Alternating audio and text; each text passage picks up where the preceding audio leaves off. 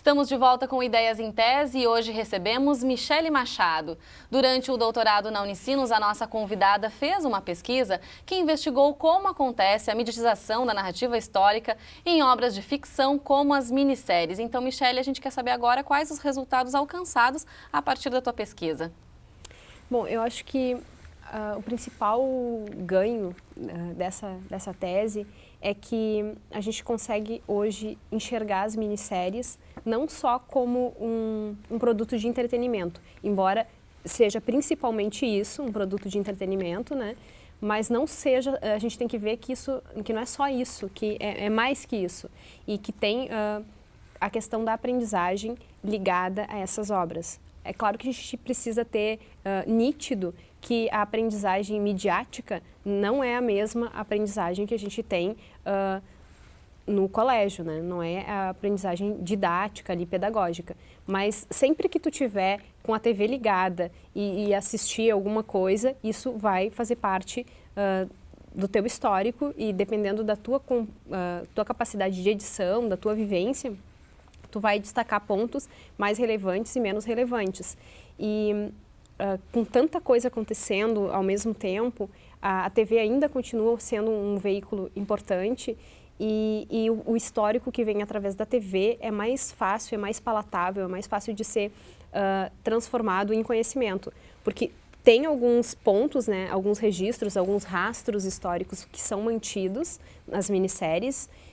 Eles não mudam o dia da independência, eles não mudam o dia da morte da pessoa, não decidem que a pessoa não morre, então tem alguns pontos que são mantidos e a partir dessa obra acontece que as pessoas vão buscar saber mais sobre o tema.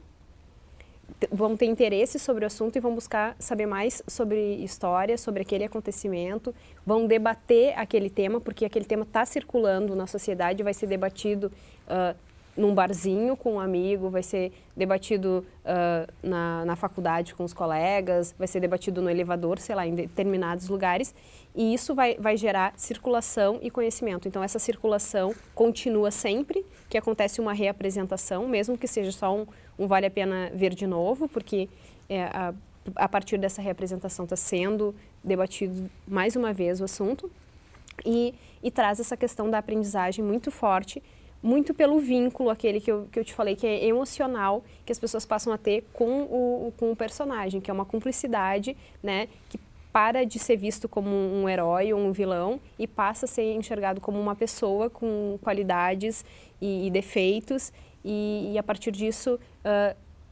desperta interesse, né? Esse ponto do aprendizado, do conhecimento que pode ser gerado, é a relevância que você vê também para a sociedade a partir desse trabalho? Eu acho que o principal.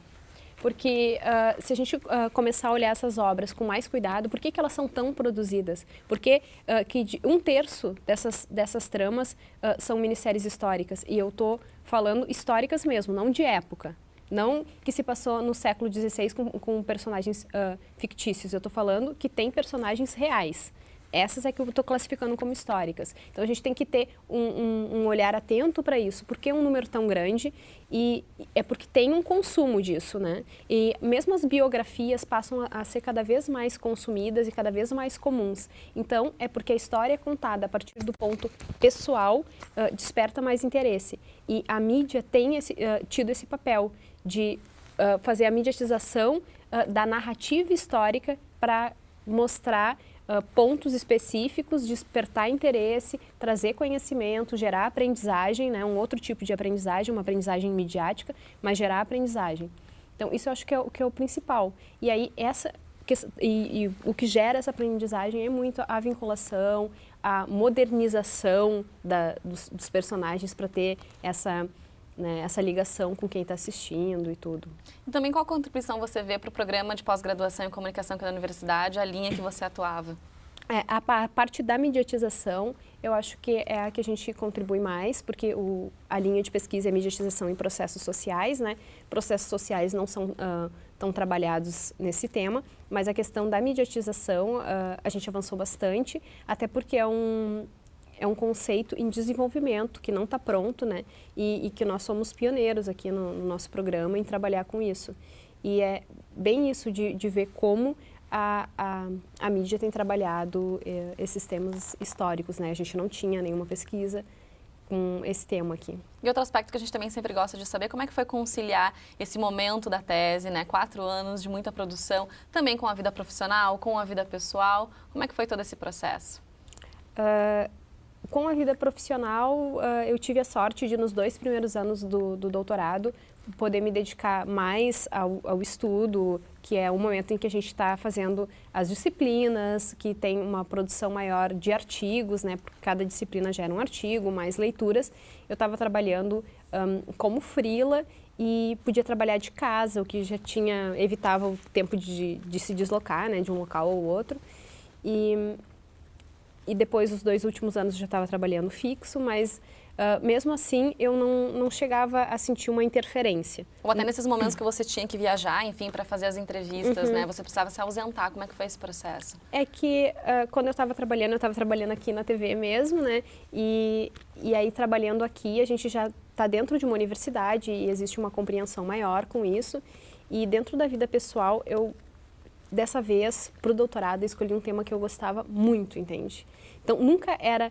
Eu senti falta quando estava acabando, falei, ai, não, está acabando, entende? Porque era uma coisa que eu curtia muito fazer. Mesmo no meu tempo livre, eu estava lendo livros sobre o tema do doutorado, entende? Porque eu gosto do tema, então eu estava sempre me aprofundando mais, querendo saber mais. E quando não eram tão teóricos, eram mais históricos, mas também para poder conversar ali, né, entre as duas. E continua como uma consumidora de minisséries? Já consegue assistir uma minissérie também com outro olhar da pesquisadora diferente de outros anos? As minisséries que eu trabalhei, vamos dizer que eu estraguei elas para mim um pouco, porque eu olhava já de forma muito técnica. Mas acredito que vou conseguir continuar consumindo minisséries. De lá para cá, eu acho que eu não assisti uma específica que seja desse nicho histórico, né? Depois que eu concluí mesmo o doutorado, que eu concluí em 2013, eu não lembro de ter assistido, mas assim, enquanto eu estava fazendo o doutorado, ainda assisti e consegui, assim, mas claro, já vendo coisas que eu não via antes, isso é natural, né? E o bacana, Michele, é que você tem a ideia de transformar a tua pesquisa num livro, né? Como é que tá essa ideia? Tá amadurecendo? É que assim, logo que a gente entrega, a gente quer não mexer naquilo, né? Vamos deixar isso aqui descansando. Mas aí depois que tu vai amadurecendo, eu já tô com saudade de mexer.